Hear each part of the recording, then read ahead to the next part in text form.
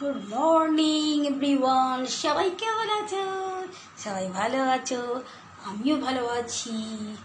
যাই হোক, সকাল সকাল চা খাওয়া হয়ে গেছে। এবারে এখন রান্নাঘরে ঢুকতে হবে। রান্নাঘরে ঢুকে এখন আমাকে সমস্ত কিছু রান্নার আয়োজন করতে হবে।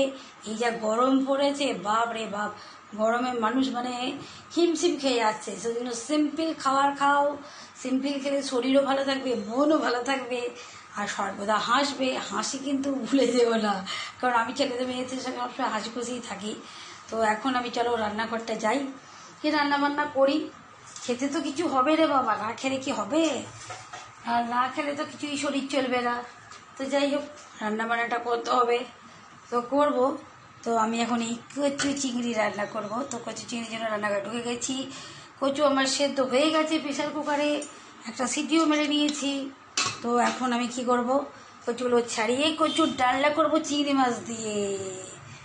আর যা বিচ্ছিরি একটা গরম লাগছে, জ্যৈষ্ঠ মাসের গরম।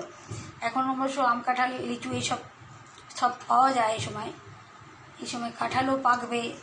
বাঙালির 12 মাসে 12 রকম ফল, তার থেকে বেশি আর একটা 13 রকম ফল।